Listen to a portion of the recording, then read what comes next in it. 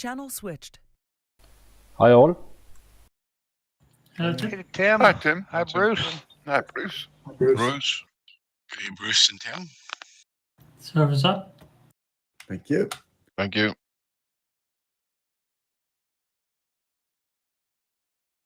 You home week?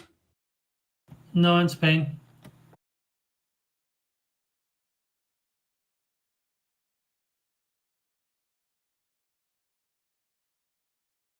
I think this is going to be really interesting to see where people fly. There's lots of options, I'm thinking. I hope in the sky. It's going to be interesting. Okay, just because of that week, I'm gonna take the DG and just drive the entire way. User joined your channel. You could. Hello all. Hey, Good day. Hello. Hiya. Dennis, you're back, dude. Yeah, only on the weekends. No, but the Dennis from Kansas. Oh, is he back? Oh, yeah.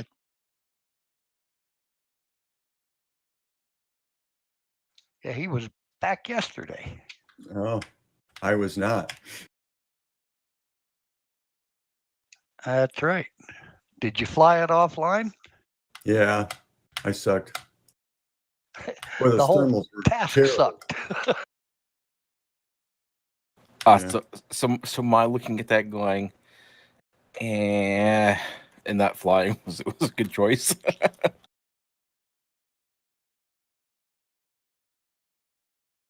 Yeah, I was pretty okay much. with it. I was okay with it. I mean, it was challenging, but mainly User the joined your thermals. channel.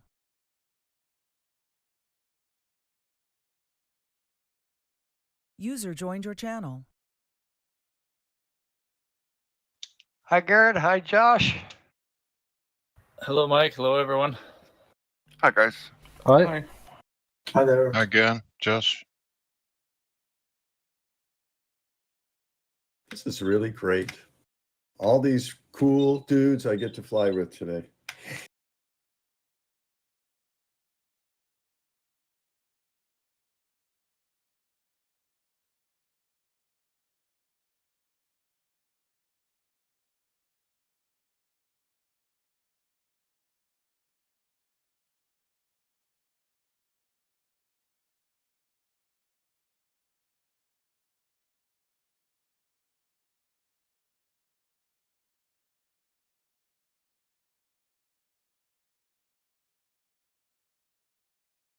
I really want to see what people do in the second leg.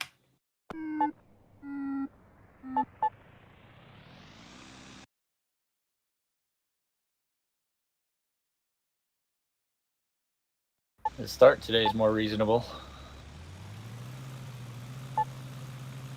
Hi guys. I get. Hey, Garrett. Again.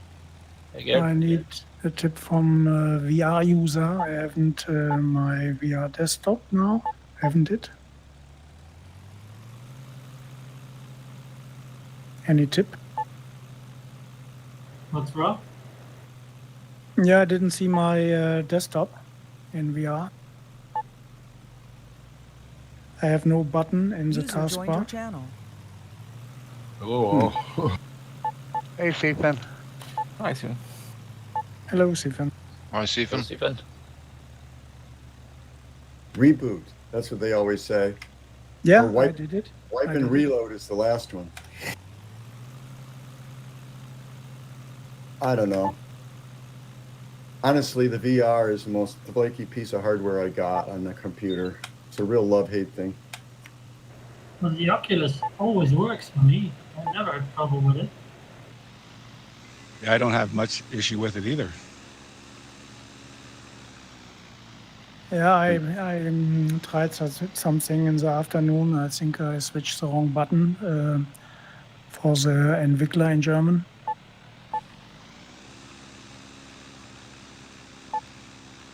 I don't know. It's the same arrow you were flying yesterday?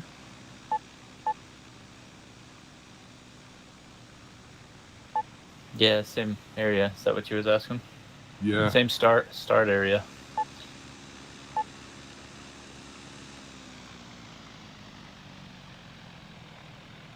Really?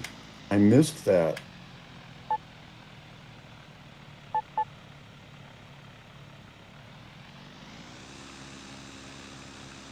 I don't think it's the same airport.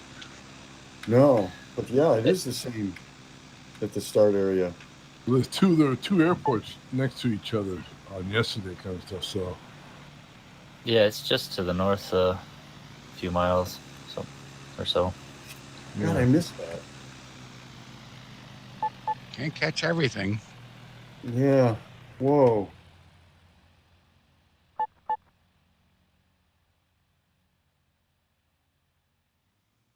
Looks like the server filled up pretty quick.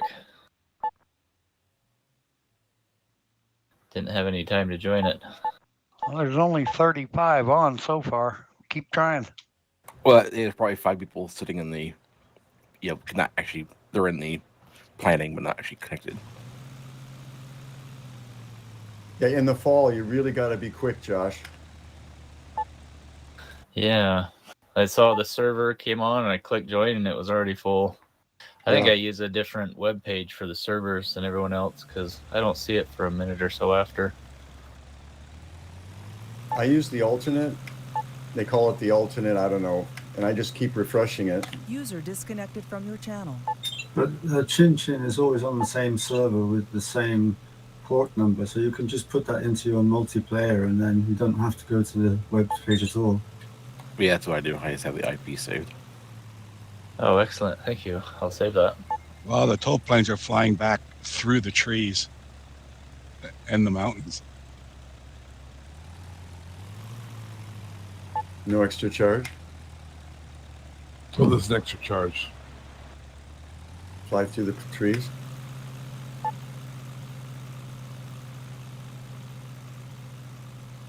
Did anybody watch the Tesla AI Day?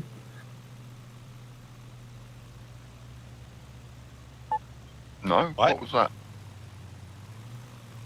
Oh, Tesla had a presentation of what they're doing in artificial intelligence.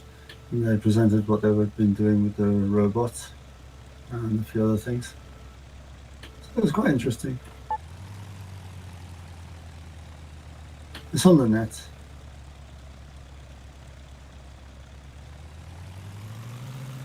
But it's like a 4-hour presentation, so. 4 hours? Yeah. Well, it's very technical. So, I haven't watched the whole 4 hours. I just watched a sort of supercut with some comments. Tesla does a robot. That's what you said? Right now. Yeah, they do now. Well, they're developing it. It's got to the stage where it can walk, and they've got most of the actuators and how the thing is going to function and the battery in it. But they've only been working on it for 6 months. Is it required to use a proprietary plug to recharge it? I mean, Boston Dynamics was already building, 4-legged and 2-legged robots that are basically, about as humanoid as you can get. I mean, as far as their movement goes. Besides being incredibly loud because they have an engine inside of them to make them work if they don't. Yeah, I think it's a different use case. Well, I would say that all these robotic things are a complete waste of time because this isn't Star Trek. We don't have little nuclear reactors. Yeah. Batteries can only do so much because you still need to recharge them and they don't hold much energy. Basically, that is the unfortunate thing with little things, robots like that is, what's powering it? Yeah, they got a lot of specifications there about it. So, how many actuators, what the size of the battery is, how long they expect it to last, and all that kind of stuff. So it's interesting from that point of view that they're sort of revealing most of the sort of technical specs for it. Yeah. How much join time is left? Still 9 minutes. Thank you. They still need to hook them up on Skynet. Yeah. Well, that's what Starlink's all about, isn't it? But actually, basically, the ARD is a recruitment drive. What they're trying to do is sort of show their technology and say, hey, come and work for us if you want to be at the lead.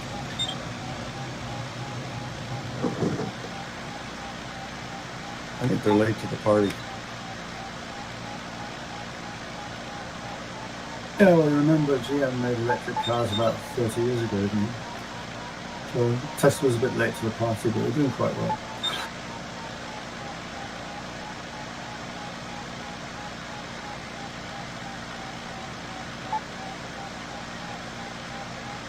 Or that Ford F-150 pickup electric that they've got is sure getting some horrible reviews. Is it? Oh, yeah. Its range is just nothing.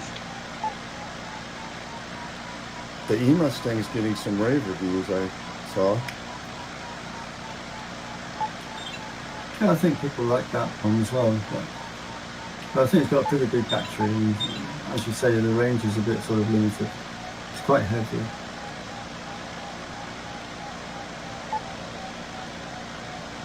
There's a couple guys from Colorado, about 50 miles south of me. They took an F-150 electric and an F-150 gas, and they hooked them both up to 6,000-pound travel trailers, and they were going to tow them to El Paso, Texas, in fact, and compare the cost. Well, they left Fort Collins, and they made it all the way to Castle Rock, Colorado, which is about 100 miles before that F-150 had to stop and recharge.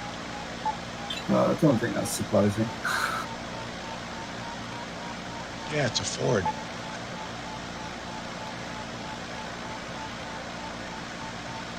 Were they also towing a generator to keep it charged? No. I mean, the place they stopped at to recharge, half of their charging stations were out. Yeah, that's another point. I mean, in Tesla, they made a very aerodynamic car. They didn't try to make the truck straight away. And they built all the charging stations, and they built a good software package that sort of plans the route for you so that you know where you're going to charge. And they put an entertainment system in the car to keep you happy while you're waiting for it to be charged.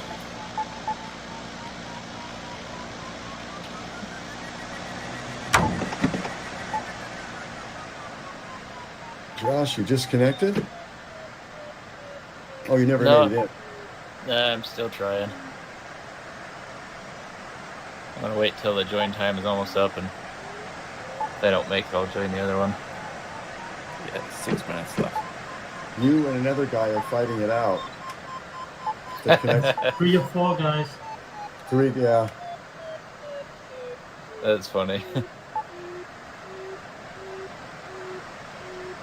Everybody wants in the main one.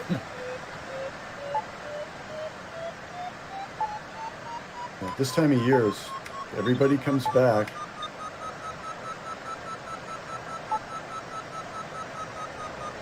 That's what I was starting to think. Must be the end of the soaring season. Up north, anyway. Northern Hemisphere. Yeah. Our club flies this month, and then we stop for the winter.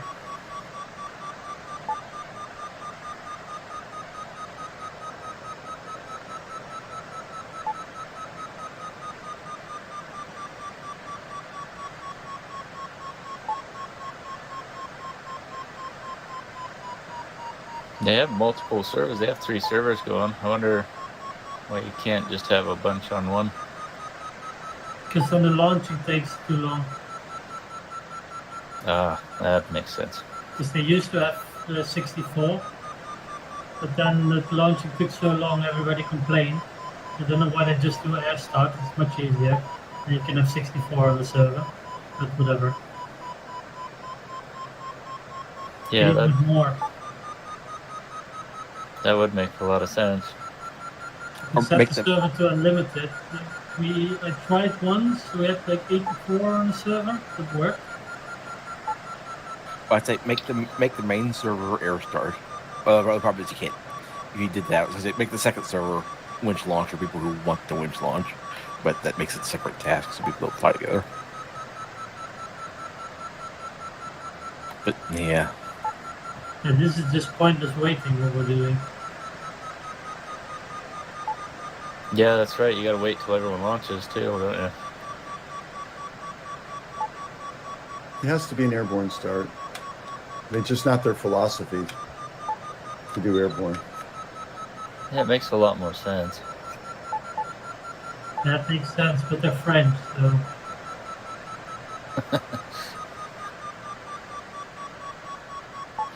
If you can't start tow start or winch start, I guess they don't want you flying. Oops. Oh dear. I accidentally hit the tow release. What?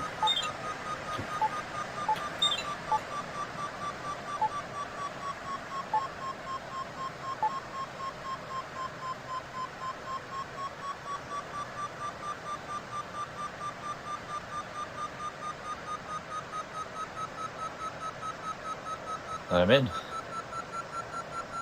Nice. Really?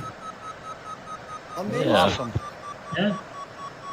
Congratulations. There's Abdi disconnected and Tosh took his place. There was 3 minutes left in the join. You made it, dude. Nice. That was really nice.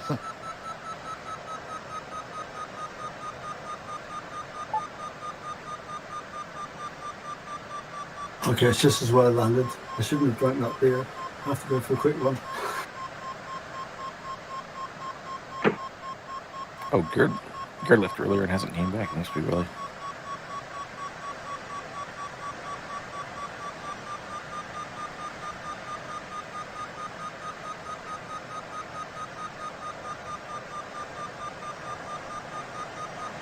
It's been a real mellow climb over here, hasn't it, John? Just Yeah. back and forth. Yeah.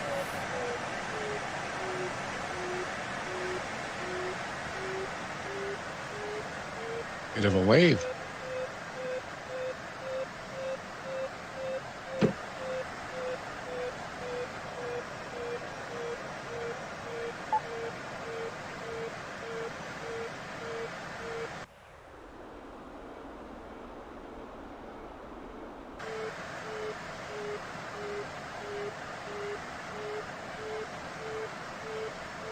Now the question is, north or south?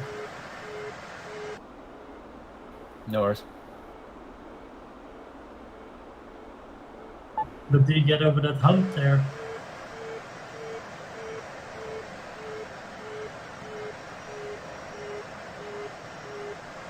Oh, on the start or somewhere else? Yeah, on the start.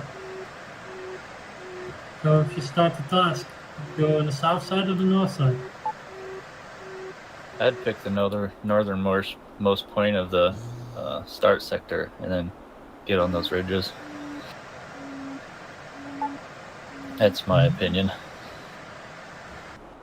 I would like to, but there is a hump in the terrain and the wind is coming There's straight towards you. Always time Maybe to from the west. always time to restart if you have to. Wave out here. Yep, I'm in her. You think you guys are thinking about the first leg? Just wait till you get to the second leg. You have some really great decisions. I think Wave there's is good. there's three different ways, I think, on the second leg.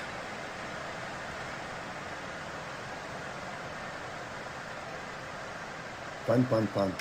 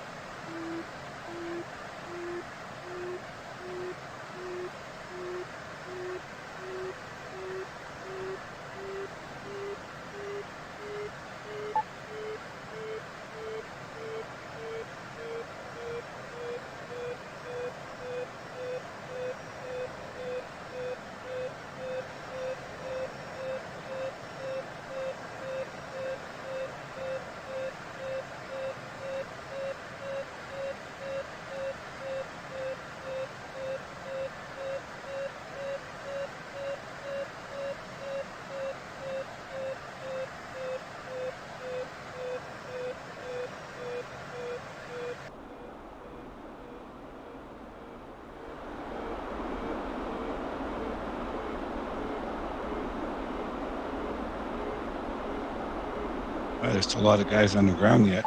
Come on, boys, get in the air. Yeah, working on it. I think I'm on the last of the... Yeah, I think I'm last in line.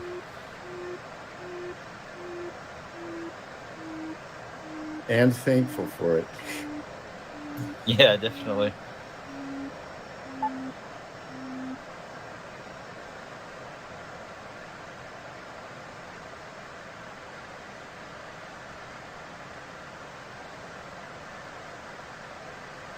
What's it like over there, Bruce?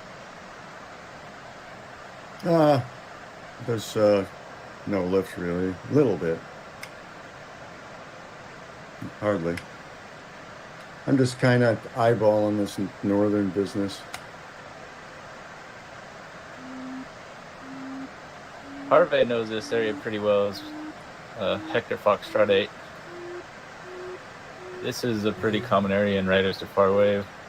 These ridges to the north on this first leg are in a number of tasks.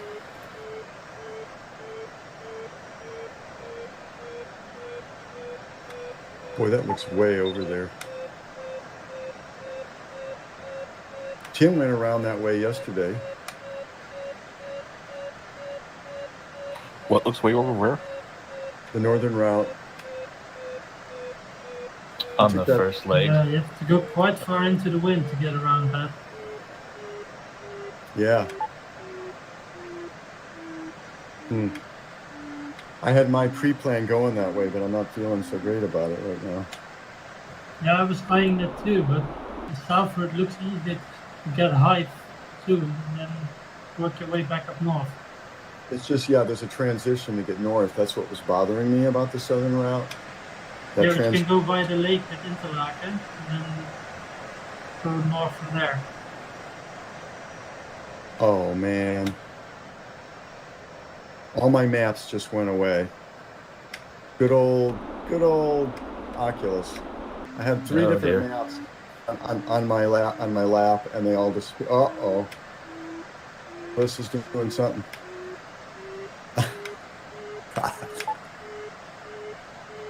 Well, at least I still got VR. Yeah. It came up with the Oculus symbol for a second in the middle of the screen, and then it went away. It's really a love-hate thing with this thing. I started hearing that from someone the other day, considering getting VR. They were saying they'd heard a lot of mixed reviews, I guess. That would be me. Oh, I love it. I really don't Me want too. to fly without VR, but I have to here in Spain. The minor problems I've been having with it are well worth it. Yeah, me too. It'd take a lot to get me out of it. I agree. How does it compare to like having multiple screens? Have you tried that? No comparison. I have 3 32-inch screens, and I've tried both.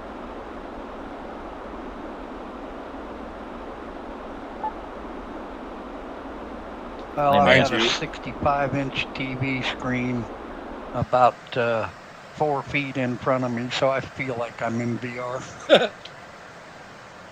Yeah, you've got to try it, Mike.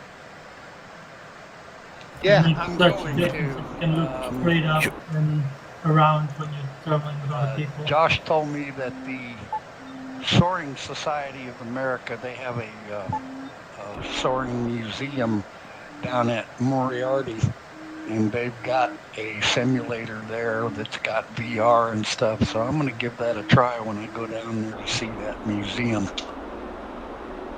Remember to bring your wallet, because you need to buy a VR set before you get back home. Yeah. Join us. There is nothing like to get, when you sit in the glider, you get into the glider, you sit in it, you are in it. Mike, I can tell you, it's fantastic. They sound like drug dealers to me, but I don't know. But you can't compare it to anything I know. The next thing they didn't give is ineffective. they need to make a free a kind of low quality free VR goggles to give people for free.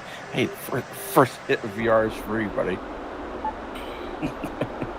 Yeah.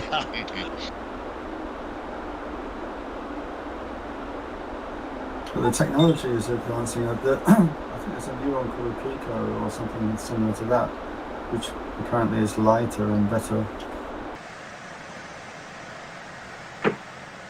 So you should do some research.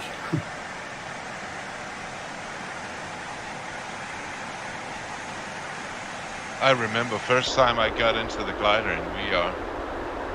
I think I sat there around an hour just with my open mouth. I was just baffled. I didn't even fly.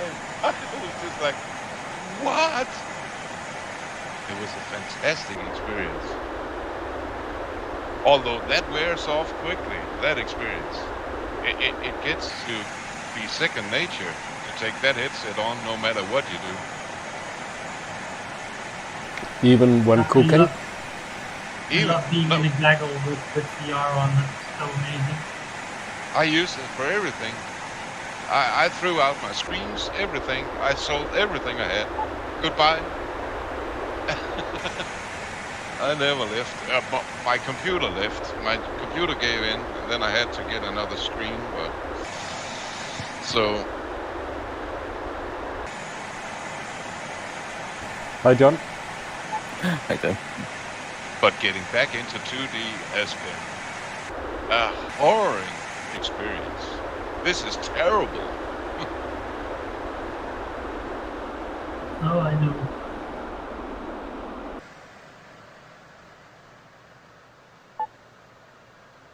Man, I feel totally lost without my maps. Yeah, that's tough. I did that for a while when I first figured out I could fly online. Yeah, I was always clueless, and it really, really hurt me. And now I'm getting a reminder what it was like. I had my red lines all over them. I had the height of the passes I was worried about written on them. I don't know. Good luck, everybody. Good luck. Good luck. Thank you. Yeah, good luck, everyone. It's so funny. I always fly without all of that.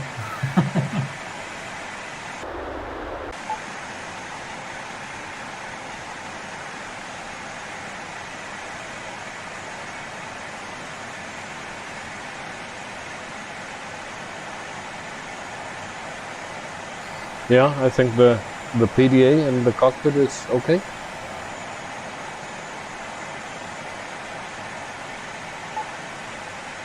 I think it's that's the only thing I use. It's not as clear for me in VR, I don't feel like, but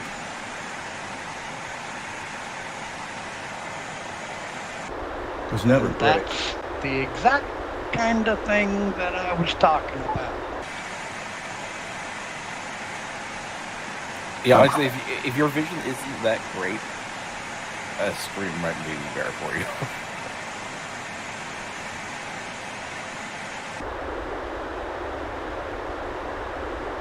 Because you can always lean towards the monitor to look closer, which is kind of hard to do in VR. Yeah, I lean forward in VR and look at it closer. It probably doesn't make the actual pixels in the screen larger, though. No, it doesn't make it larger. I mean, it doesn't enlarge the I guess it does, yeah. It feels more in my field of view. Wait,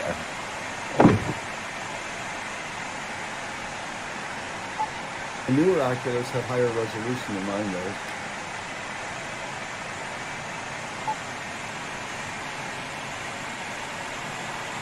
curious. Is this popcorn?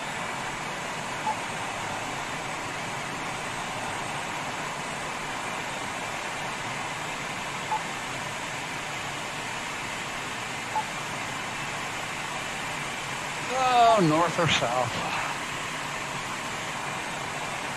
Up? Well, I have to go down first to get to the start zone.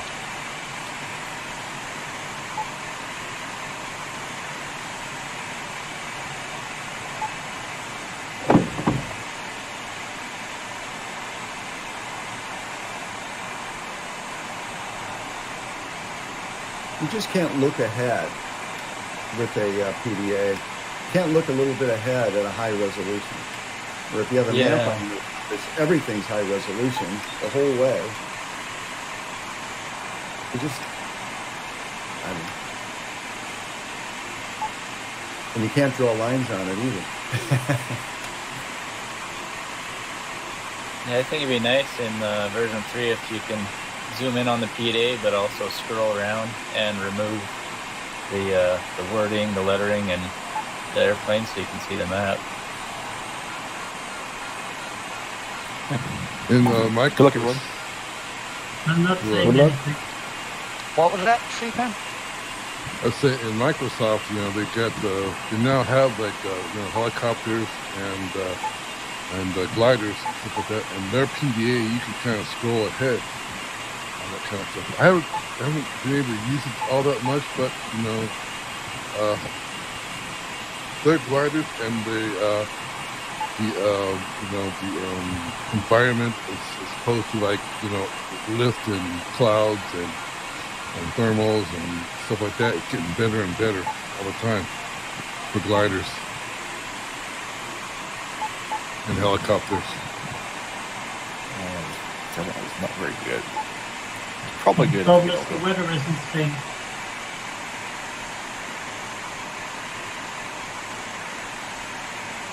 Not everybody has the same weather at the same time. Yeah, that would be. Well, I mean, from everything I've seen, the multiplayer on Flight Simulator is not great. Do they like the other? In Condor multiplayer, the weather gets synced and stays synced, and in Flight Simulator you can only get it synced by loading at exactly the same time. But then if somebody else has a slower computer, then their weather gets desynced over time. Oh dear. We're talking about. Wait, speaking of sync, there's lots of it right here. Yeah, that's what I was worried about. Well, that's why I stopped and climbed. I'm glad I did. Even with that climb, I think I'm just gonna hold left and then I'm going to just pull around the corner hard up and left, hopefully into the wind-facing slope of this bridge.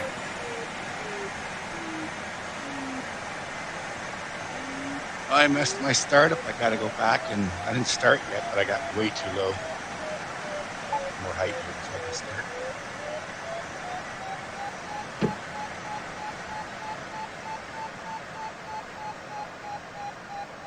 Yep, that worked.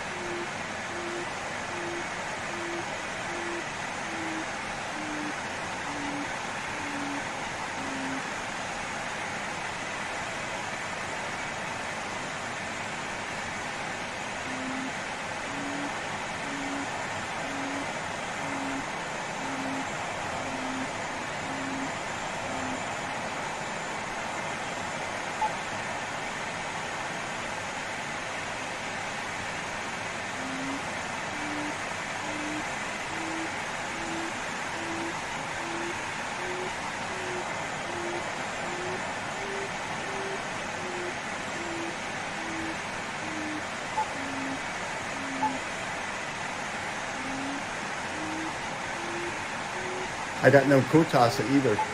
I lost everything. Yeah, I don't have anything either. Wheat doesn't use Kotasa, do you, Wheat? Hi, Jeff. Merci. And good luck to you, Jeff. You have what? I have completely stock Condor. Yeah.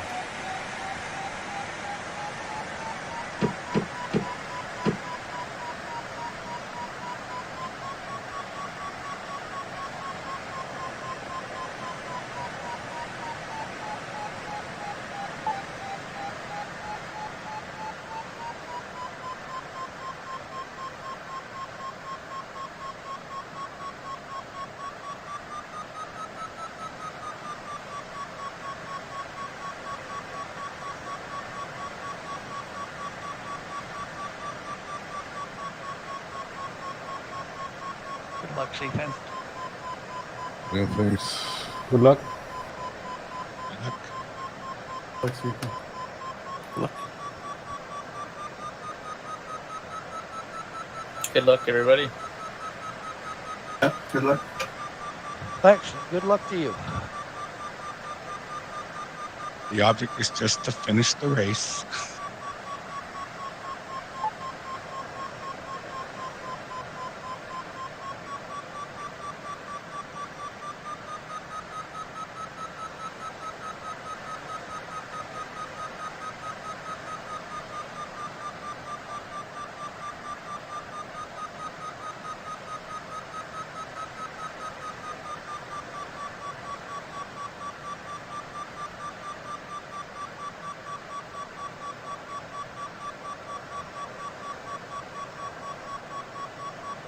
How is that, Tim?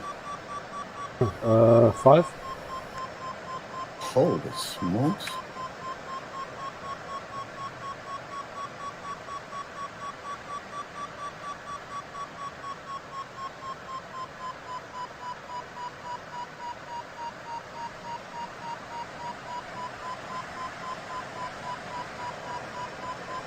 I feel naked without Kotasa.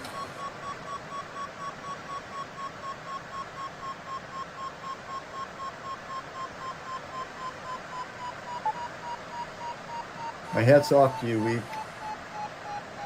You whoop a lot of people without anything but stock. Yeah, but why did you need Kotasa? I use it for wind direction and speed, and I use the artificial horizon in the clouds. Yeah, Wind directions on the PDA. well, the wind direction. The problem is the wind direction gauge isn't.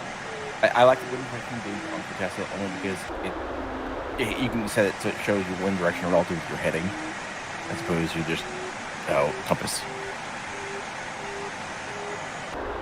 If the wind page on Condor rotated to your heading, I'd use it too. It's real time. You can see the wind moving all over the place. Well, the Condor wind gauge does too. It's just that to me, the problem with the Condor one is just that it's fixed to north. And plus, also, I can have the wind direction up at the same time as something else on the PDA. So the Kotasa gives me an extra display separate from the PDA. And the beeping for the max, for the speed, I guess, is the only thing.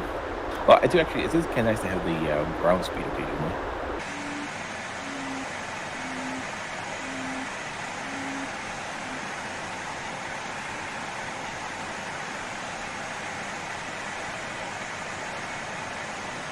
Couldn't get that thermal, Tim. They had already gone over the edge of the mountain. I was too Yeah, late. yeah. It's a bummer. You look very happy up there, Tim. Yeah, I am. How high did you get? 26. Wow. I'm just doing about 20 now.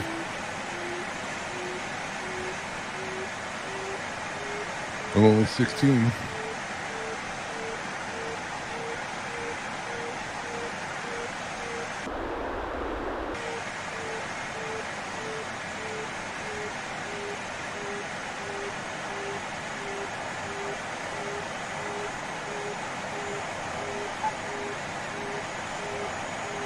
Good luck.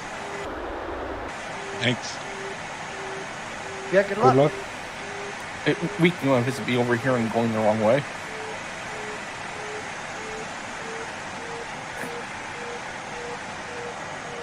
No.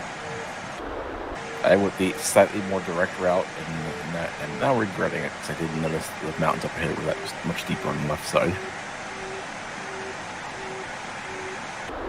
That's the way I try to go. You went to the northern route, John? Well, we all went north, but I went a little bit more to the north of it, and yeah. Yeah, so I'm following almost these other group here, people here doing south of the blue line. See, I went north yesterday, kind of stuff, from like the far north that you guys went, and I went to that one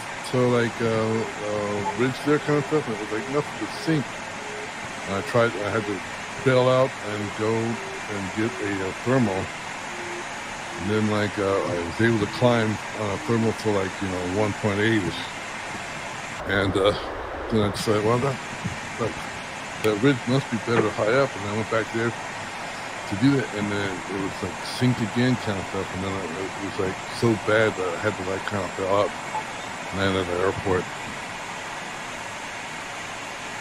Hey, Stephen, I noticed I was looking at Tim's YouTube today from yesterday, and you said you were having real problems with pixelation on his live feed. Yeah. I didn't see it at all on the YouTube feed. On the recording. The recording's okay. It's just like when I'm yesterday when I was watching it, and kind of like a couple weeks now kind of stuff, when I'm watching his feed in particular, it would get kind of pixelated. It depends. Sometimes if when I was streaming, sometimes I would force. I have a OBS upscale at 1440 when I ran it today, because it forces YouTube to stream using VP9, which is a bit more efficient video codec. I think that's where part of that comes from. The streaming codec it uses when YouTube recompresses your video for streaming, it sometimes doesn't do that great of a job. The recording is a lot better quality.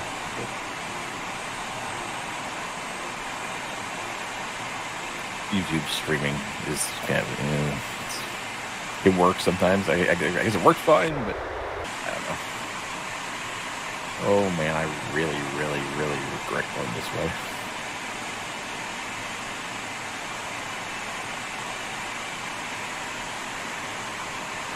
Yeah, but then that particular day, yesterday, I was watching another live. I was getting pictures on my end. It's kind of weird because I watched Tim's stream and then I'll watch somebody else's live stream days past, and it was perfect. So I thought, wow, it must be just Tim's stream, but I don't know. Maybe I set the latency too low, just to interact with people writing. I could set it higher, and then YouTube will have more time to process the images. That might be the case.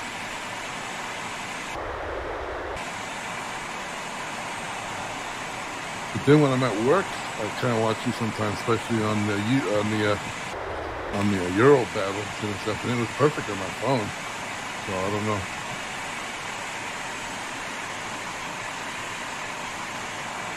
It's like John says, sometimes things are good, sometimes it's bad. Sometimes it might be my ISP, server fucking up on something. But it's weird too. Okay, so on my little laptop that I have that I use for my TV kind of stuff, that was kind of worse. But when I do it on my full computer, full desktop computer, it sort of streams better. So I don't know. It's just, I can't say that's you, Tim. Well, I'm looking at a stream right now, and it looks on the tablet. It looks okay. Oh my god! For some reason, I don't think I'm gonna watch a stream on my monitor while I'm flying Condor. That might be a little distracting. It's already bad enough looking at it on the tablet.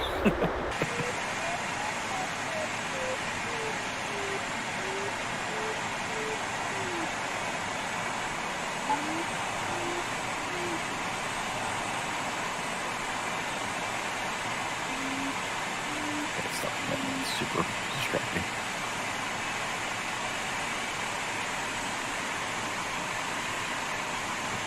Hey, Richard, 189. Can you see me behind you? You're on the northern out there.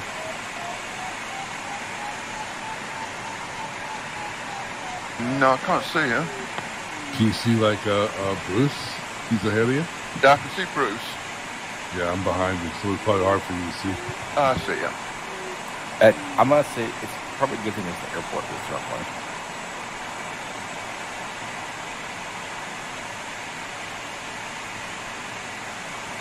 Hey, Mike, do you see Reek? Yeah. In front or behind? He's in front of me. No, he's out of my sight. Yeah, he's 13 kilometers ahead of me.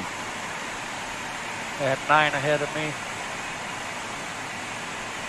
Yeah, I'm losing Tim. I had him for a while. Yeah, I think the icon distance is like 15 kilometers. It's called social distance, Bruce. It's what? Social distance? Social distance. Yeah. And thanks for that drone video, by the way. That's really amazing. Yeah. A lot of planning going into that, and consent with people risking their heads. Yeah. Very dangerous, although I think they probably sped it up. You know, they probably sped the video up. God, I mean, he was flying by. I mean, he was, you know, half a meter away from people. It looked like. Yeah, but it has to be staged very well. You watch the scene where an official opens a window to... Yeah, that's amazing. That's so timed. In the scoreboard for the numbers, that's where they put up the numbers. Oh, wow. Yeah. Flew right into the scoreboard, went down the scoreboard, and then out the hole into the field. Yeah. This was Wrigley Field, you guys, for the Americans. I don't know what you're talking about. There was a promo that the Cubs put out, and it was with a drone footage just ripping around all over the place. It was just insane. He was inside, outside, all about.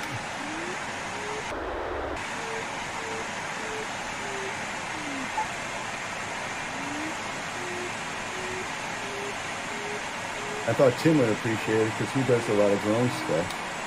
Yeah, but not that fast.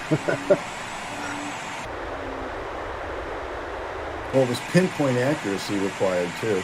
Yeah, and it's an FPV drone as well. You know, like coming up behind that one player and following him out the door onto the field toward the end. Yeah. So the timing and all that was well done, choreographed. Yeah, it's really, really well done, I must say. Yeah, if you guys are interested, I'm sure you could look it up on, imagine it's on YouTube.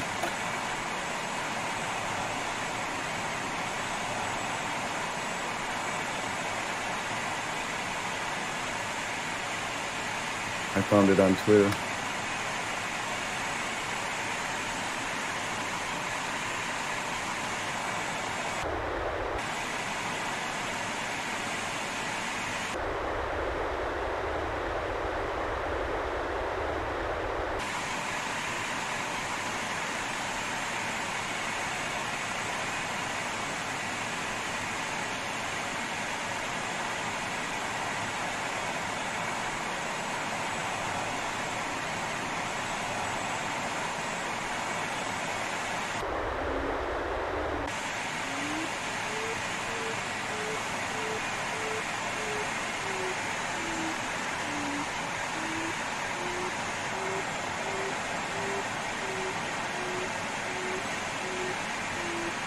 Well, what's the verdict? Was the north or south better? It definitely lost a lot of altitude going north, far more than I thought. It was, the start was a lot further from the ridge I thought it was. I went south and I went north, sorry. And right after I started the line, I hit a blue thermal one right straight up to 2600 and then carried on to the ridge. I went north too, and I think it's slightly faster when you look at film and stuff. Okay. And let's see, Stefan Beach started at the same time as me. He's behind me and lower. Okay, good lesson. I don't know. I didn't go south, so I don't know what it's like up there. But you needed like 1 or 2 turns in a thermal just after the start to make it over the first hump in the ridge.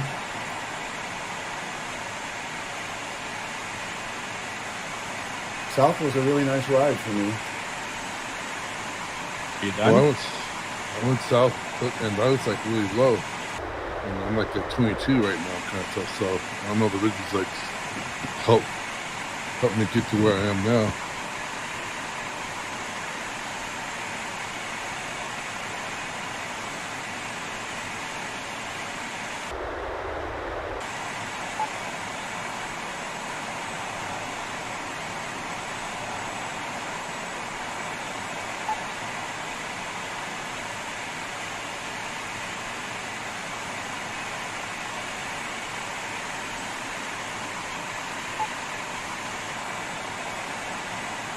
Jeffrey. Congrats. Congrats. Congrats, Lee. Congrats.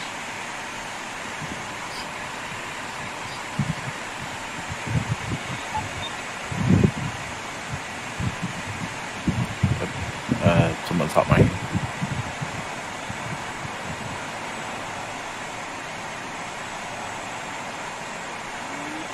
Are you gonna be able to fly right over?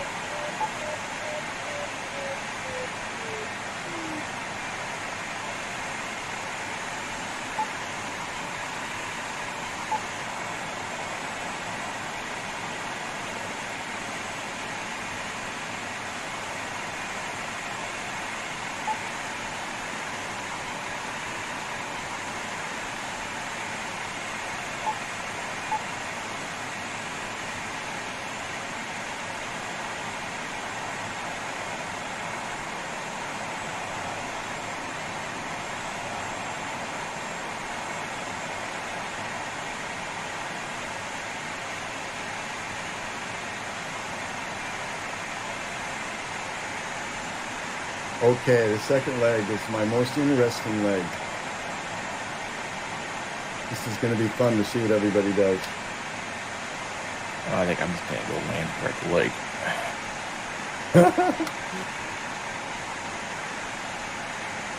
Looks like they got a nice beach.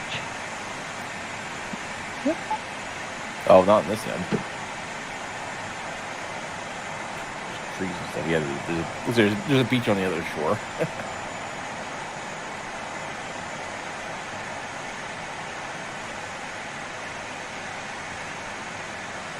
Yeah, I don't think I'm making it anywhere.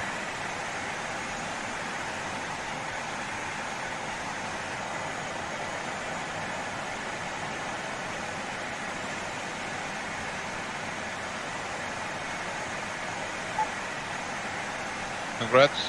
Thank you. Congrats, Tim. Well done. Congrats, Tim.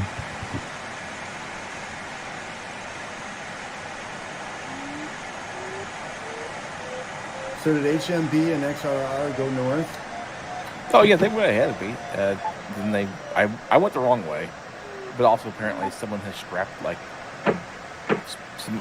apparently someone's like put like something on my wings to make them incredibly draggy, because I was flying at degree 0.5 and everyone flew past me climbing.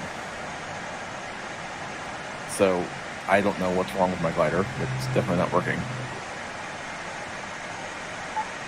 Did you wax your wings beforehand? Apparently I waxed them with sandpaper.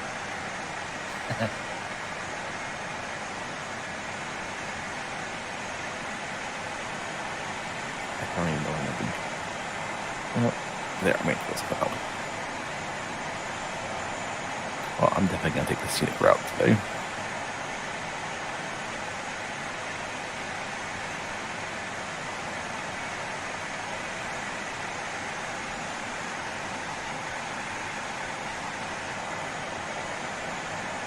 I think there's a reason why no one flies the Diana.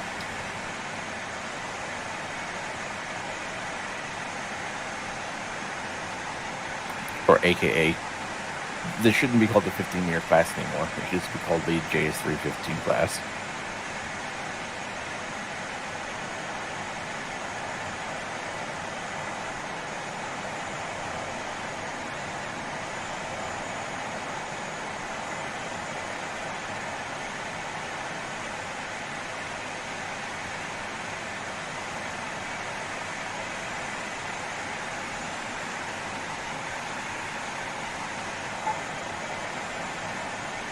That's Mike. That's Mike. Hello. Congrats. That's Mike. That's Mike. Congrats, Mike. Thanks, everybody. Oh, okay. Congrats, Mike. Gee, thanks, Stephen.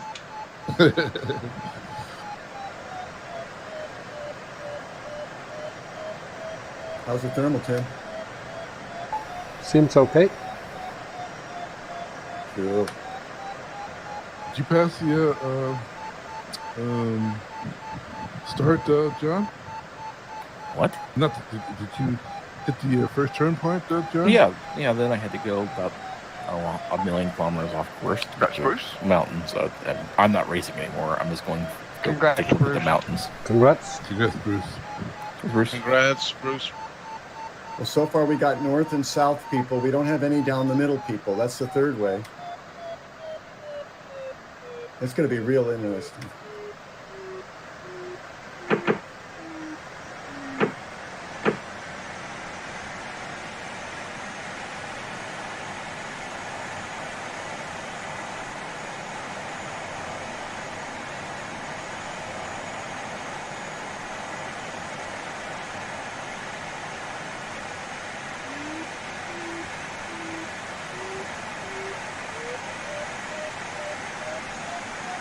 Yeah, I noticed that on the ridge earlier.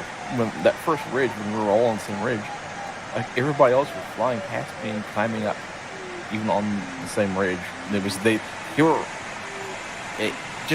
like the JS315 is so much better than the Diana. It's not even remotely funny. The Diana is basically worthless in the 50-meter class now. Yeah, fast ridges, JS3 ballasted is really tops. And these ridges to the north, once you get on top of them with this kind of lift, work really well. Yep, they do.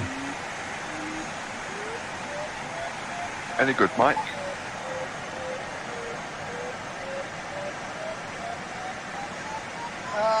It's 3.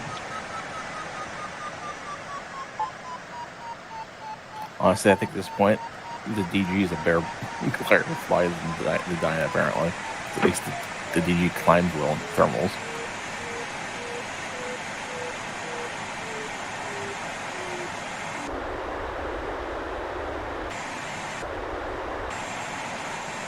If I recall, I think the Diana has a lighter wing loading than the Lebel once you drop the ballast.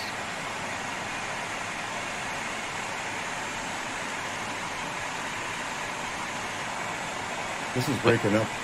But if you're flying without ballast, you wouldn't be in any race. Unless the conditions are super, super, super weak.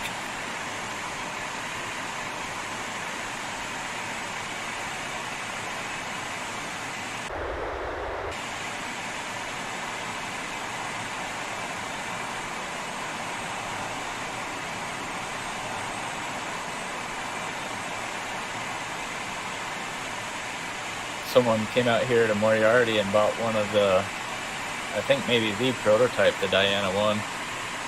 He was out here for a month or so, month and a half flying it.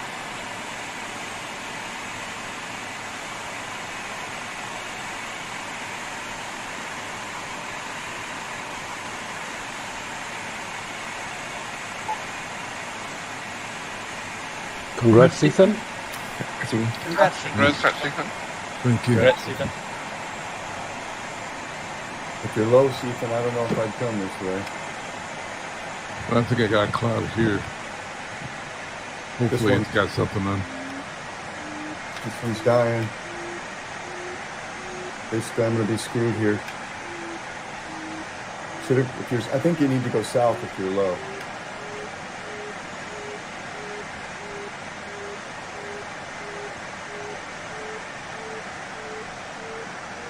spend my whole race getting just what I need right here.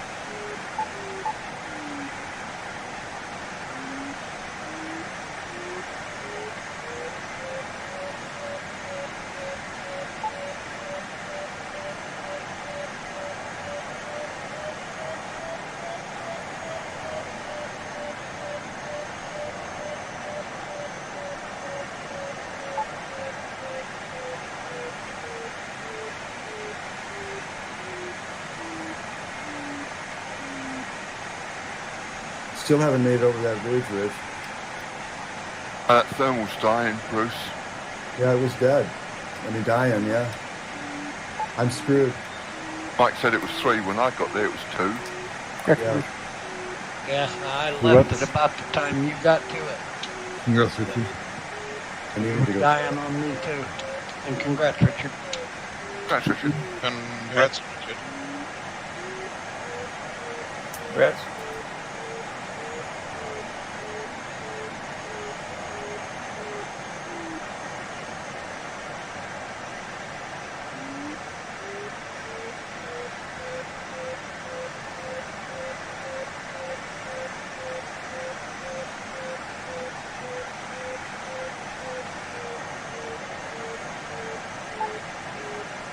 Oh well, this is where I lose the race.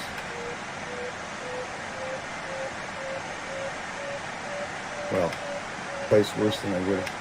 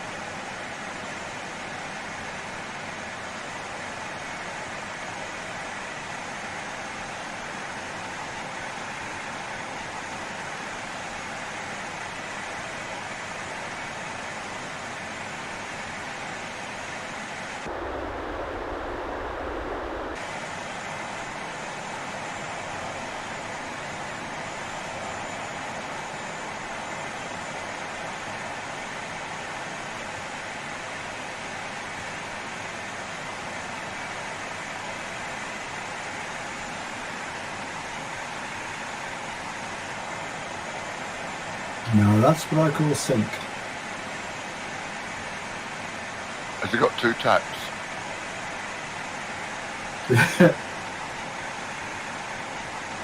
And it's a British thing.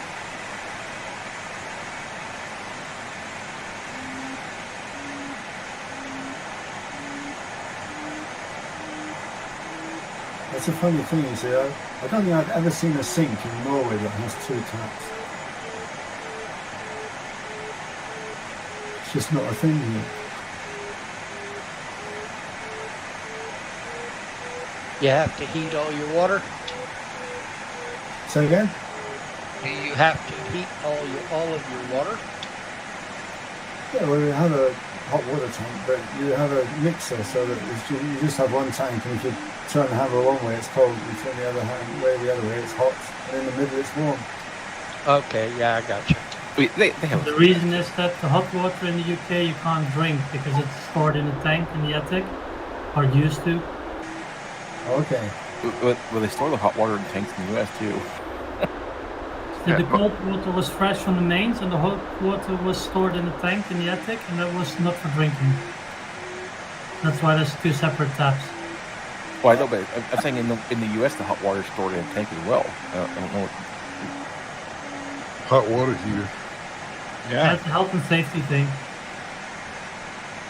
Yeah, I think most places in the UK now have combi boilers where the hot water also comes fresh. Yeah, then you don't need a separate tap, but the old houses do. Yeah, still have two taps, one for hot and cold, but they both come from cold feeds. Just the hot one goes through the boiler. Questions? Yeah, same with us in the Netherlands. Congrats. Thank you. Congrats. Congrats. You good? You better be high. You come this way, Dennis. Over 2,000. I don't know. Not sure which way I want to go yet. Maybe over here. I think I went north. It's a bit of a struggle, but I'm quite high now.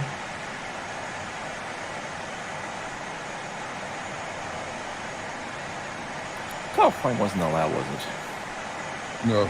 Nope. No. Hi, Mike. Hi, on your, on your right.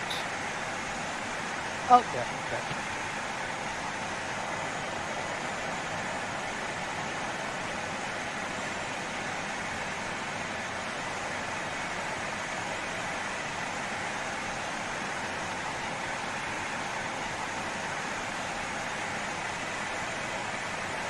Yeah, I mean, in the U.S. in general, you have a hot water tank.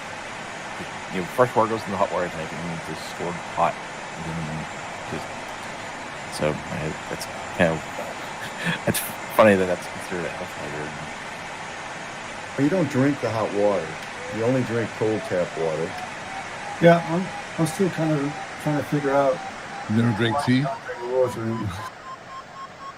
But if you run the hot contaminated water through the cold tap and then use cold water, then the cold water is contaminated as well? Well, I mean, the water has, that's why they have chlorine in the water. I mean, with hot water, it's mainly mineral type. You know, things that got leached out of the water system.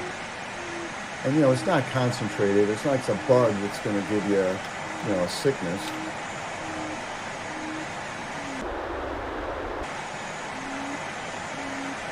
I think also if you crank the hot water heater up all the way, it reaches a point where it kills everything. You can turn them way up. Yeah, if it's over 60 degrees. Isn't it?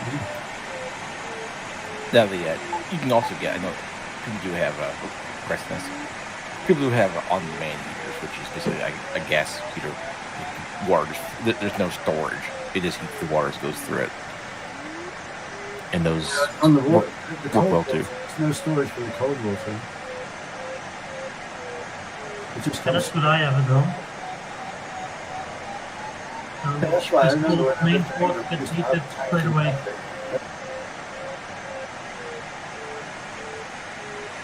But anyway, you're also, I mean, if you, I know in the UK at least, I know electric kettles are a lot more common thing. They're not very common in the US for no particular reason, but. Congrats, Josh. Congrats. Thank you. Congrats. Congrats. Bruce? So we don't need a header tank really because there's so much pressure from the mountain. Oh, also, yeah, we don't have header tanks like that in the US. normally there's enough water in this water that you don't need a tank stored like in your roof or ceiling or something like that to supply pressure.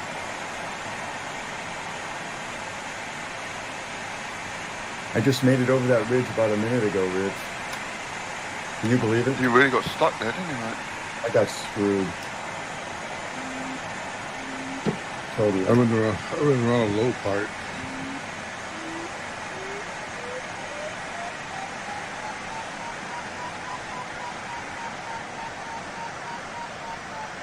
And I'm skimming the treetops now. Of course, the water, oh my god. The plumbing in this town is so messed up because our water has such high salt content. It causes galvanic corrosion really bad on the plumbing. Salt? Where does that come from? Because the groundwater is from a layer of sandstone that's full of brine from ancient ocean stuff. The top part of it has a little bit of fresh water in it, fresh-ish water that's coming from above, but the lower areas of it are full of salt, dissolved salt, and stuff like that. I mean, Kansas there's lots of big salt mines out here.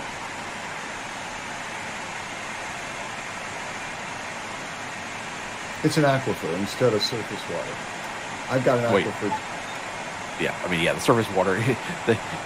People use a shallow well from surface water, then you have other problems like fertilizer runoff in your tap water. Oh, lovely.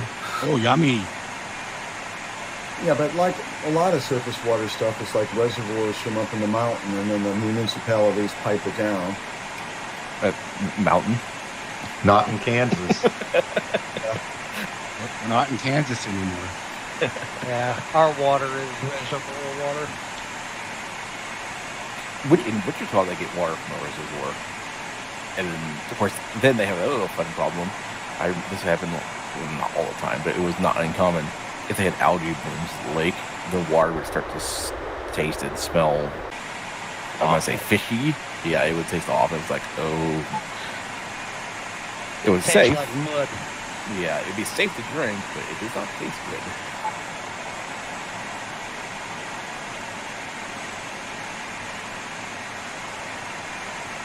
Hey, Stephen, in response to your earlier question, you heat up cold water for tea. Why? Because the hot water system leaches a lot of dangerous minerals out of the water system. That's why they always say, when you look at a recipe, start with cold water.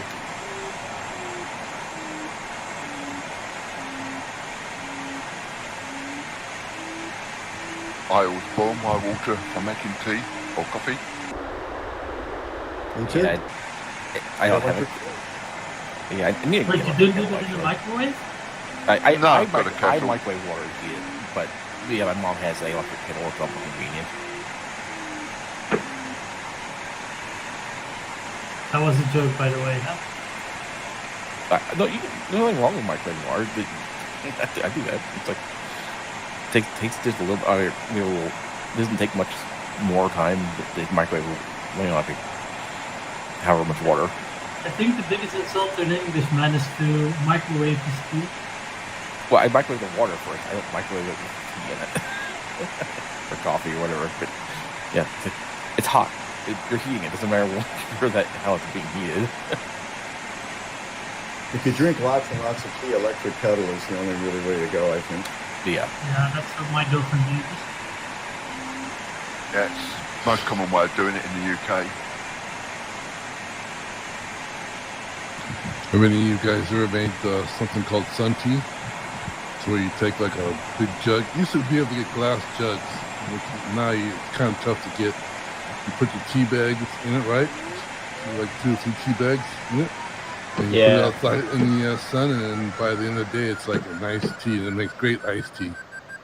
The sun here is very strong. It's a great way to do it. Yeah, I do it all the time. Got some sun tea in the refrigerator right now.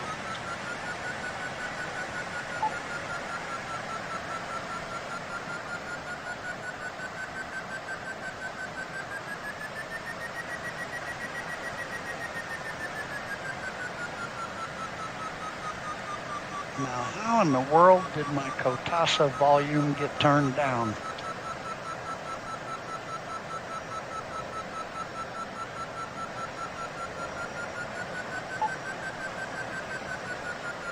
A lot of sink in there, Dennis?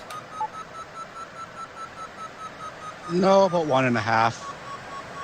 Yeah, at least look like you're really dropping. I mean, you were way above me there. Now you're getting below. Yeah, well, I'll get back up again.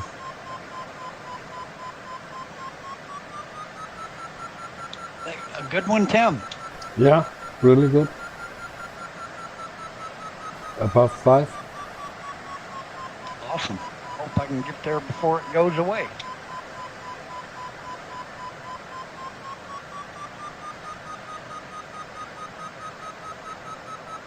Yeah, well, it's already on the lee side. Oh, crap. At least when you are above 2K.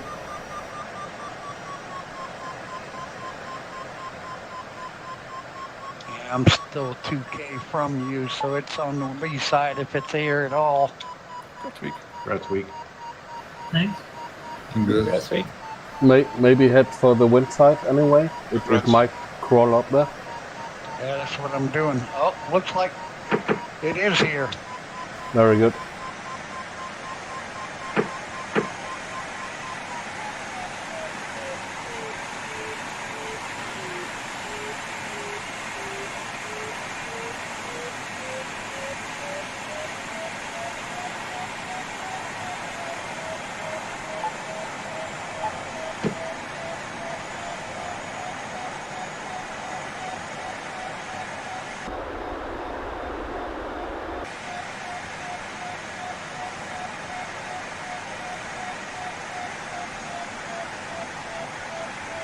Getting anything there, Richard P?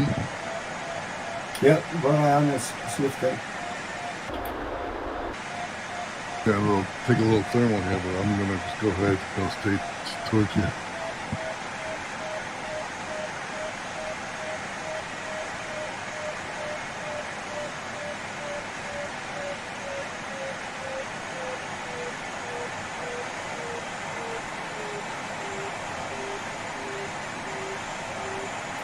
It's okay over here. Caught me at 6. 106? Ooh, oh, 10. There we go. That's fair.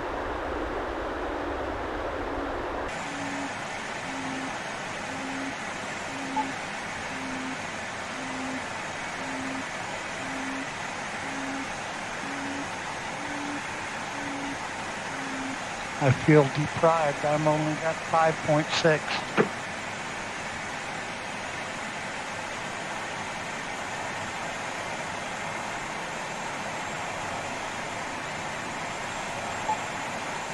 I thought this guy was going to be in the way, but I'm going over it.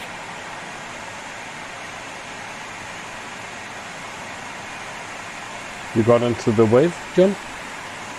I think so, actually. Wow. I'm at 35.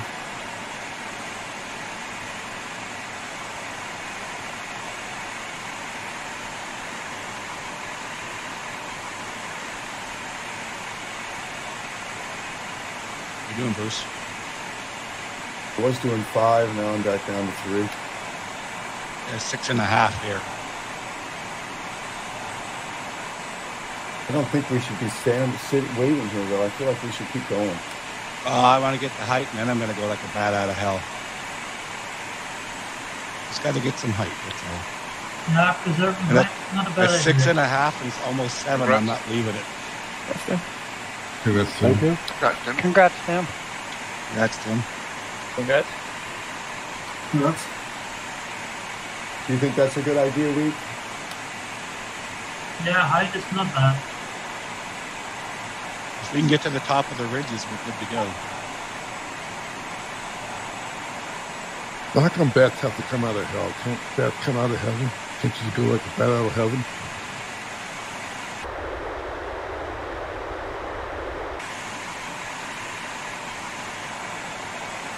Stephen, if you want to go like that, you just go ahead and do it, buddy.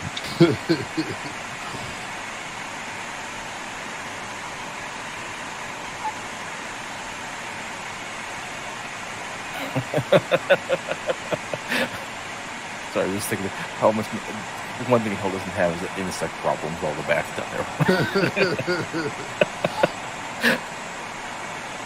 Never thought of that. It's like, look at bats. What did bats ever do to anybody? I'll get to 2,600, but maybe I'll head up loose. That'll put me on top of all these ridges over here.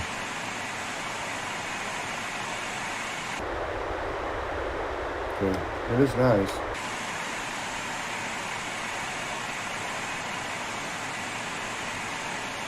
You're better off to go fast through the ridges than try and go slow to get through them. Yeah, but people are making a lot of ground while we're going in circles. Well, I'm okay. I'm already probably ahead of you anyways, time-wise. Oh, yeah, you're whooping, everybody's whooping my ass today, for sure. I'm at cloud base, I'm leaving.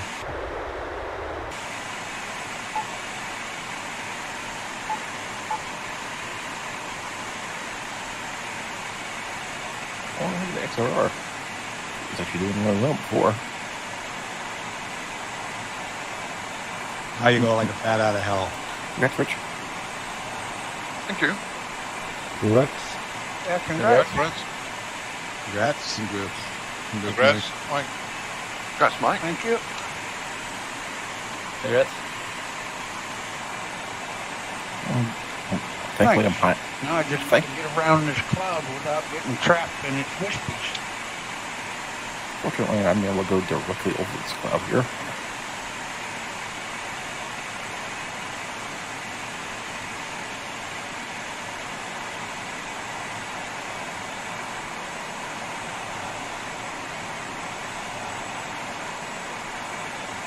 By the way, Rich, I Yes, do mate. appreciate you saying hi when you passed me this time.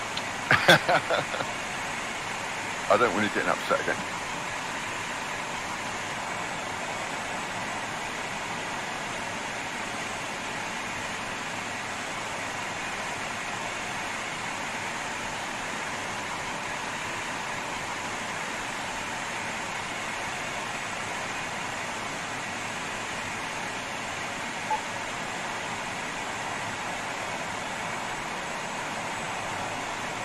Congrats, John.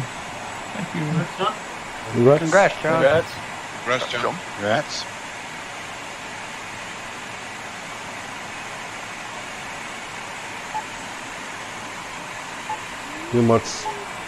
You have a ton of D8s, John? DH is minus 50 at 3.8. Okay. But I didn't stop the climb. I just basically, I just can't wow my way over the mountain. Yeah. And then just the top really.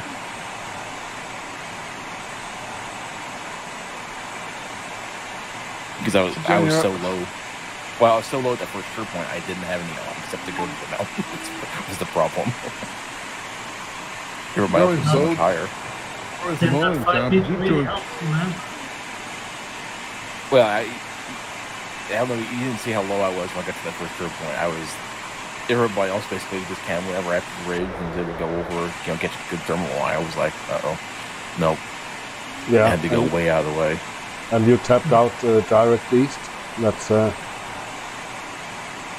Strongest I had was like 3. Yeah, the problem with also, I on that first leg, I thought that rig that was more to the north would be a little bit better into the wind, but it wasn't as steep, and it wasn't as high as the rig that everyone else took. So I was basically, as soon as I went there, I was basically in bad shape the entire way, and I was lower and slower than everyone else when I got to the turn point.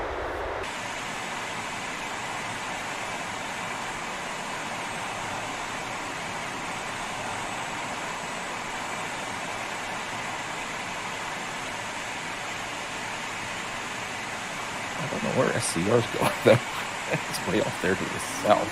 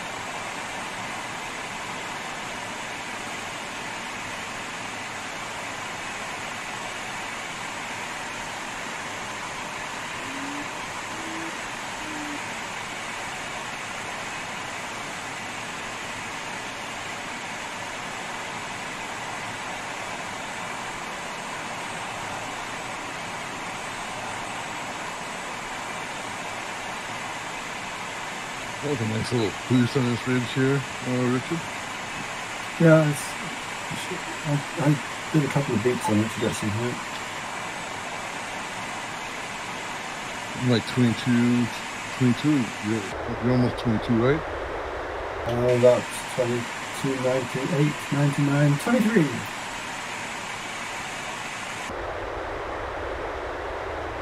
Yeah, I'm 23 now too. I don't know where to go now. Where does everybody else go? Do you follow around by the lake or what? I don't understand why none of these people can figure out how old they are. Saying you're 23, you're 89, you're back and forth, up and down constantly. That's funny. every time says, yeah, I'm 22. Windows 22.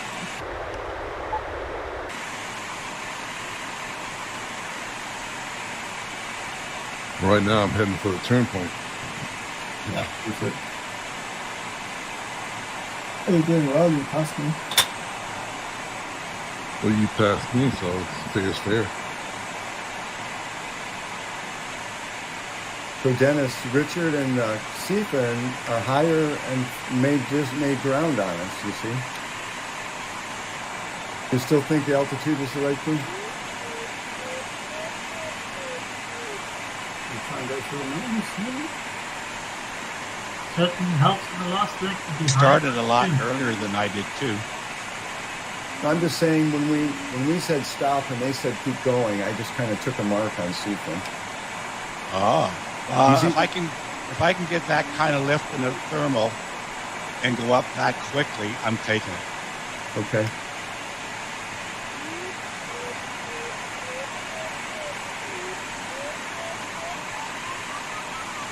Let it go. I feel like I lost ground on Stephen and kept going. Yeah, I was low, and I figured, okay, I'm just gonna follow the ridges and see how it gets me.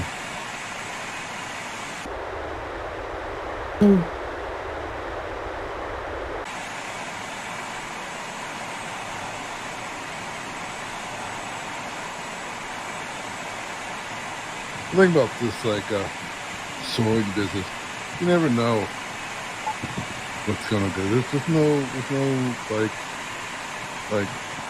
for sure answers to anything kind of stuff. You just do it, and if it works out, it works out. If it don't, it doesn't. That's the great thing about a simulation. Correct. Thank you. Congrats. Congrats, guys. Thank you.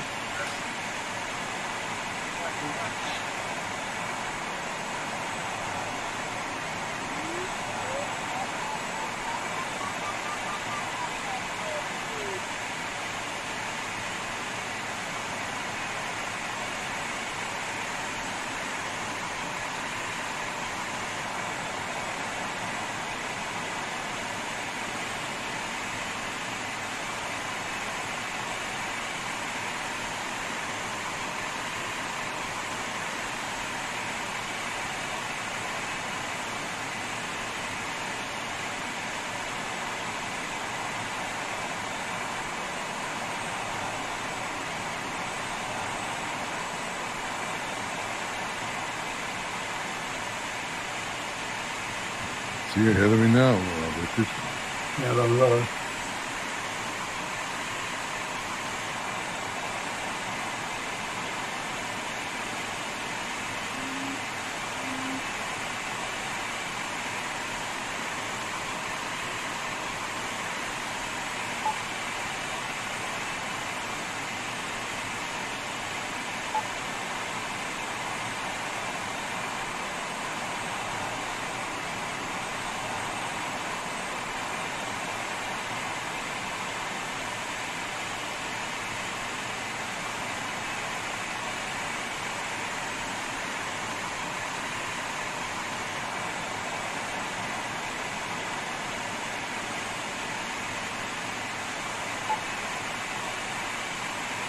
Congrats, Dennis. Congrats. Congrats, Dennis. Congrats, Dennis. Congrats.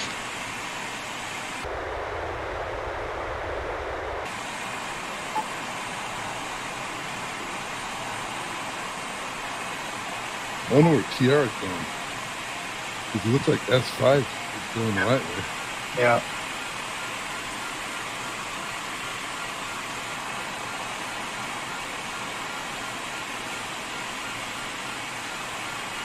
That S5 guy is good.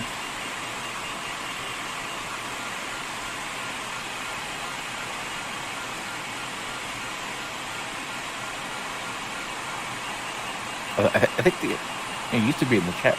He always come in the chat, never say anything. And I remember at one point he started using a mic that it only ever sounded like there was a washing machine, like laundry running in the background. I don't understand.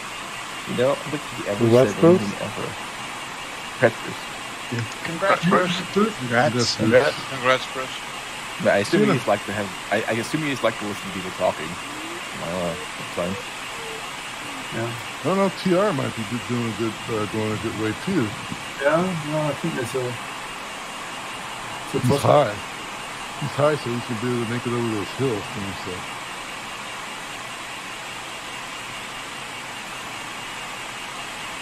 I don't think I'm quite high when I go over that hill, but I'll see.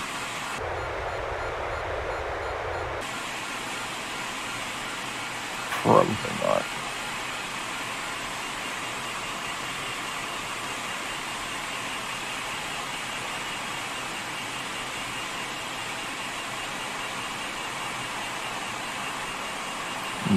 No, not with now running into sync from that upwind ridge right there.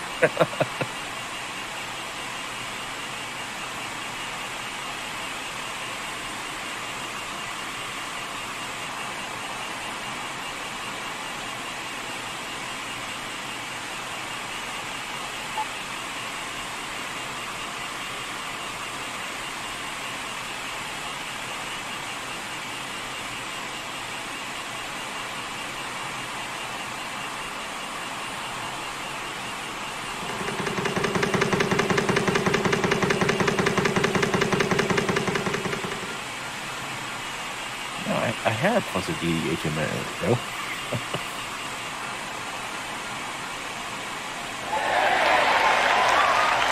Congrats. Thank you.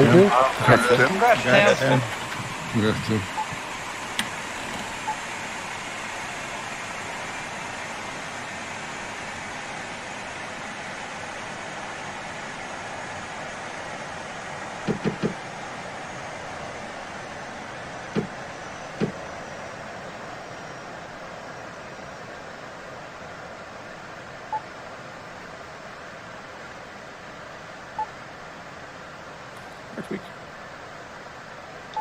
Congrats, Vic. Congrats, Vic. Congrats, week. Congrats. Yeah, congrats, Vic. Congrats. Vielen Dank, Gerd. Yeah, Uwe beat me. Congrats, Vic. At the line. Very good. Wow. Really nice flying, you guys. Tim and Week. Thanks. I don't know, TDR might have went the better way. Yeah.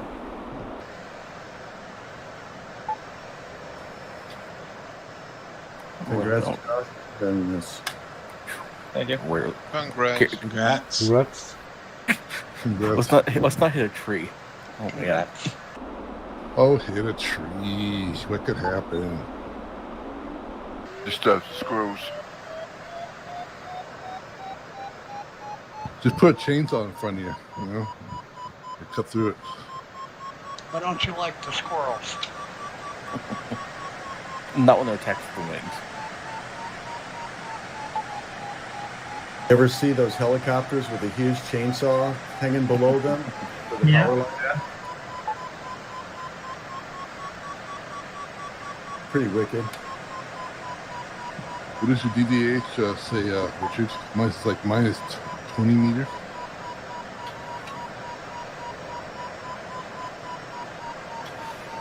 Mine's 383. Really? I'm at 2.5. Grady? Oh, I haven't set the MC. That's why.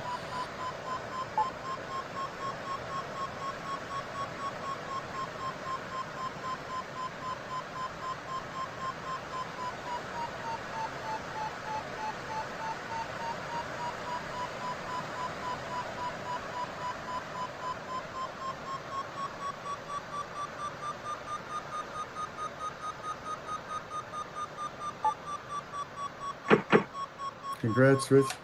Cartridge. Congrats. Congrats. Very nice, Rich. Congrats, Thank you. Rich. Congrats. John.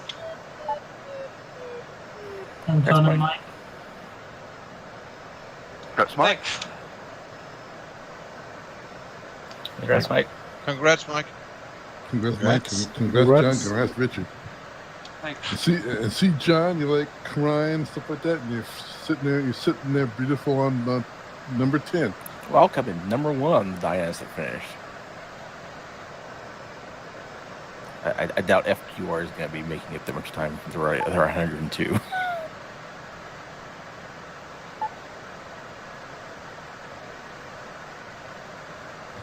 These mountains didn't look this high on the map, Richard.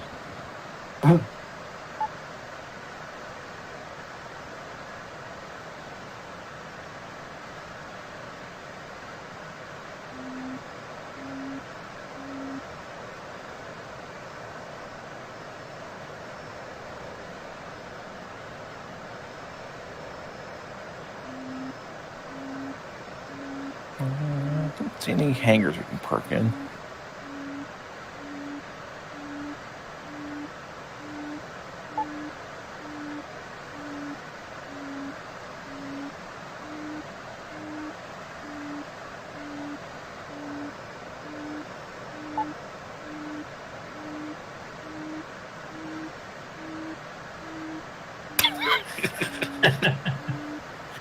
I was about to pull up behind. I was going to do a loop over you from behind, and then I was like, wait, no, you're diving. Trying to scare you.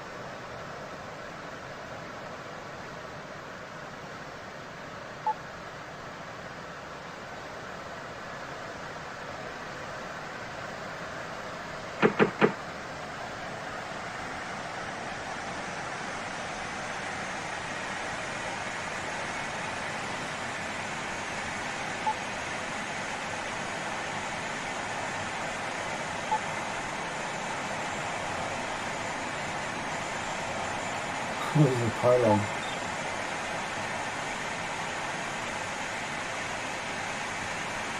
Then you don't have to go under its wires.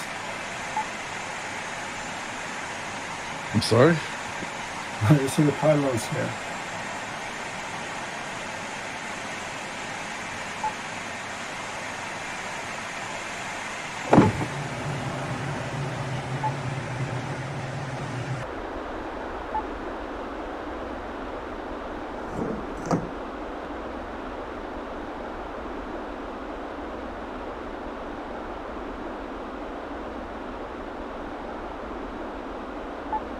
No, there's TR4 and he's higher than ours.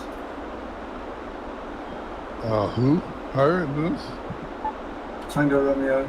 Oh, yeah. I don't think we need all that height. Because from where I'm looking at it, looks like I can make it over Paul and Dick, and I'm following right behind the S5.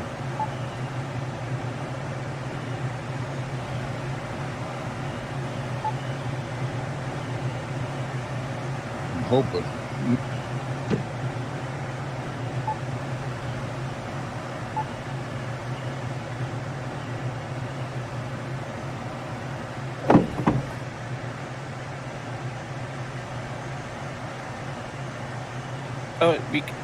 I know it's that's something where probably a big issue to be fixed or anything, but on the Diana, the labels for the gear position lever, the gear lever, have they're clipped into the side weirdly.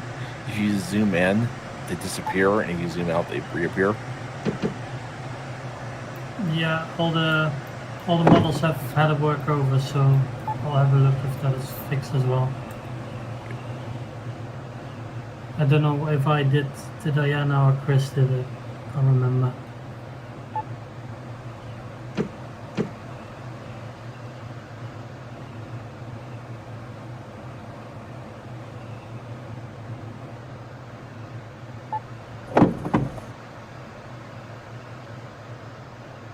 Yeah, Chris is to Diana. Yeah, it's funny. Every time I go, I'll move the gear lever and look down there to see if do I have it in gear extender or not. And then as soon as you zoom in, the labels disappear. It's like, what? Hi, Rich.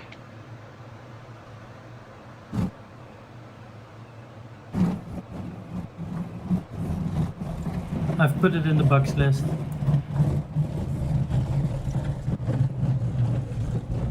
As far as I can tell, it's just the gear level, the gear labels with the gear lever. Yeah, I put it in the list of things to fix. Well, I'm just saying I don't see anything else. Nothing else does it. That's what I'm saying. Just like the labels for like the trim position lever are all fine, and everything else seems to be fine. It's just those two. Don't worry about it. John's the only one that flies it. Yeah, but we have a huge list of all the things that need to be fixed for version 3. And I just put everything in and fix it when I get to the plane. Back in the mo.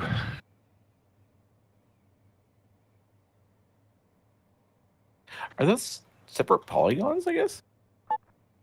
Yeah, the decals, so the stickers are separate objects with a separate texture. And they're on top of the original ones. And they should be Z-biased towards the view.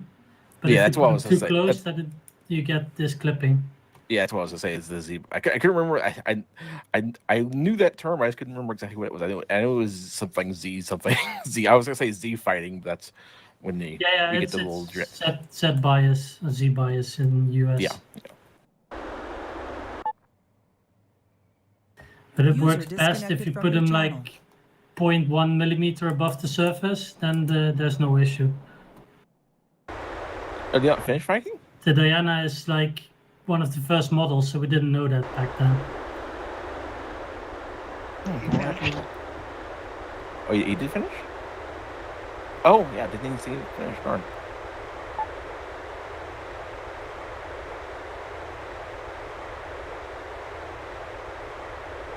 I think he finished just in time for his internet to go down. I'm back. Welcome back. Right, I'm gonna get some dinner. See you guys somewhere next week, probably. Yeah, see you week. Bye. Yeah. Bye-bye. Bye. Bye.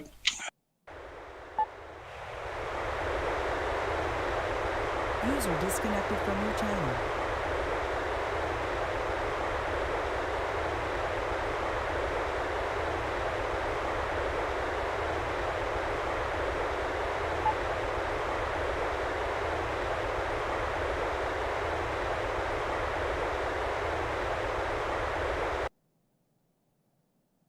I think it was a good task with a lot of interesting options.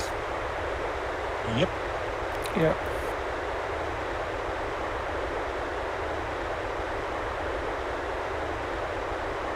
I agree. This was a fun one. Who did this one? Congrats, Richard. Congrats, Richard. Congrats, Richard. Congrats. This task was BLA. BLA, okay.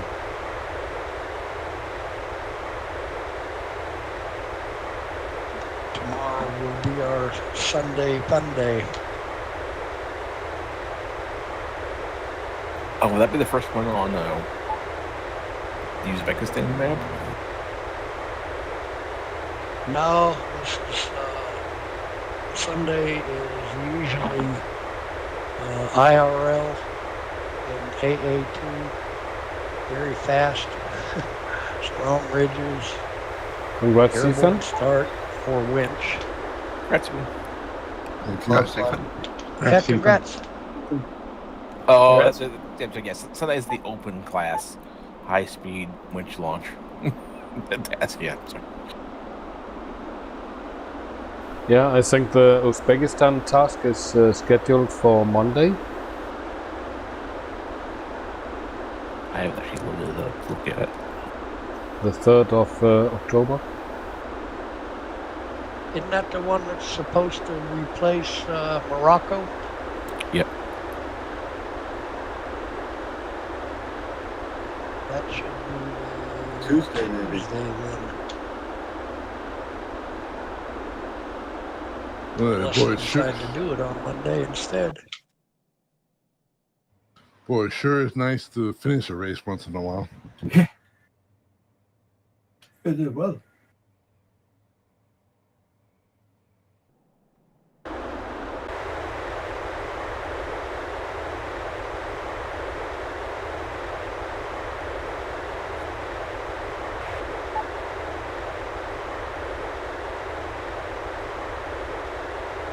Denny, you're doing well too.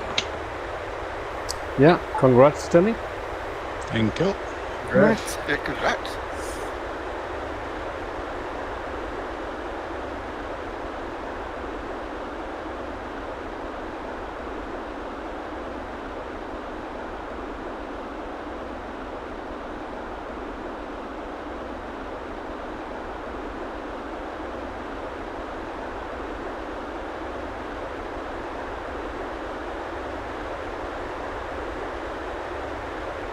I thought there was some lift.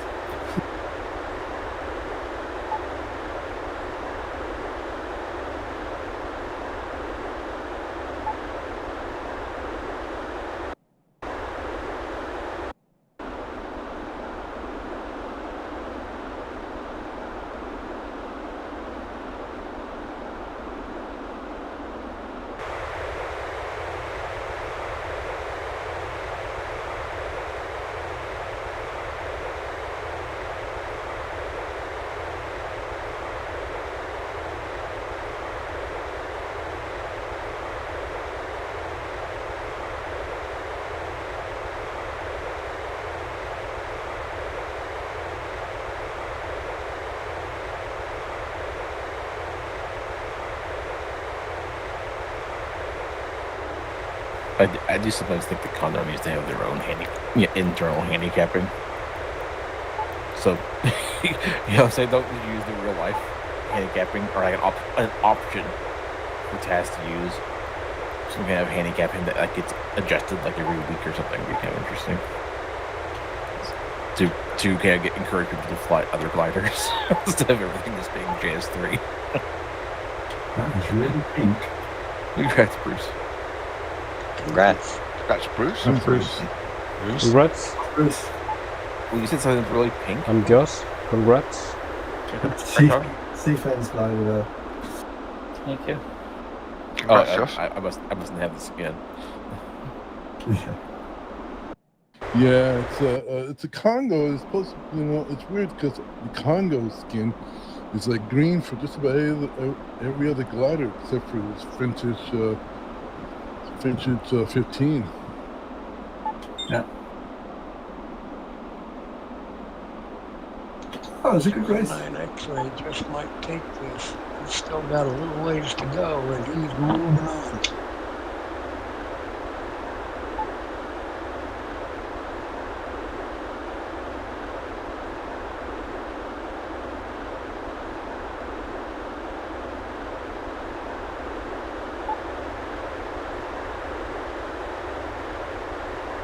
Thank God for good brakes, eh, Denny? Yeah.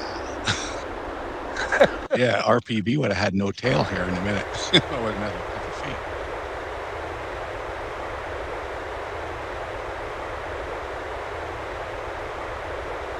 I did okay.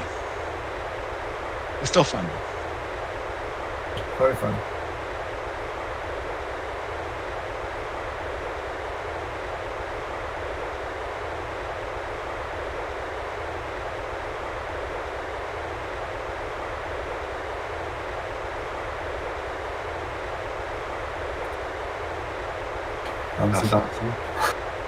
I think that southern leg on the first, southern route on the first leg was faster.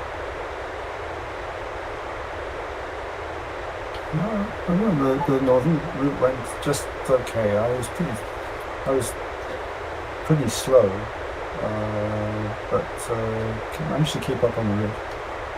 Yeah, I was watching the people. It was more direct, and the people that took the southern route were just as high as the people that took the northern route, but it obviously took them this time. Congrats, Dennis. Congrats, Dennis. Congrats, Dennis. Congrats. Good job today, Rich. Thanks, Bruce. I was lucky I was higher than you when we got to that dying thermal, and I had enough height to leave it and push on and get over the hills, which I don't think you had. No, I got totally screwed. Yeah, at that point I was kind of low too, but I just went like, I don't know, it was east or west of you, but I just went around a lower part kind of stuff and then came back over. I wonder what... Yeah. Sure, go ahead. Sorry. I'm already done. I wonder if I hadn't screwed up in that first leg and then still taking the same route in the second leg, instead of going kind of straight the way everyone else did, if going down over those mountains, actually, that was really nice to be able to basically hit the second turn point already up so high that I was able to just go straight. If I hadn't messed up so badly in that first leg, it might have been interesting, actually. Basically, to go to the first turn point and then go straight south to the ridge I picked up and then get up high in the mountain, because I never had to stop, really. It was actually really good. It wasn't good lift the entire way, but once I got up to the highest part of that mountains where I got like 10 meters per second lift, and I was able to just fly straight up over the clouds and everything and then just go almost direct. I didn't have to go around until right at the end, at the ridge that's right before the finish.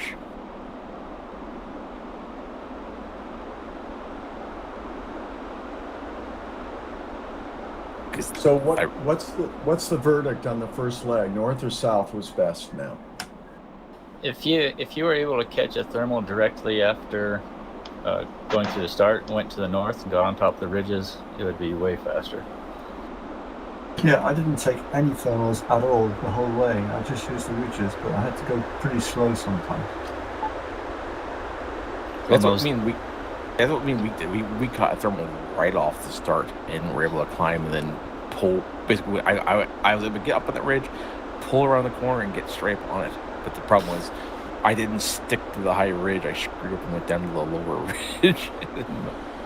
Those ridges on the north, if you're on top of them with this wind, this condition, you can fly like 130 knots, 140 knots, and pull up every now and then just to get to the next one.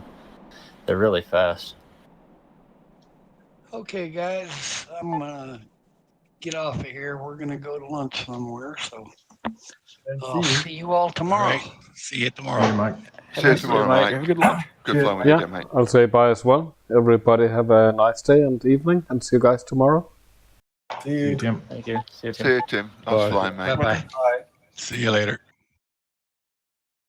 Honestly, User I almost disconnected feel from like your I channel. might try this again sometime. I'm really curious to see how this would have worked if I hadn't have messed up on that first leg, because that's going south in that second leg the way I did, getting up to the mountains, really seemed to work really well. Because I caught back up. I mean, at that point I was really messed up. That's when I was standing like I'm screwed. I was really bad. Everybody else was just Disconnected.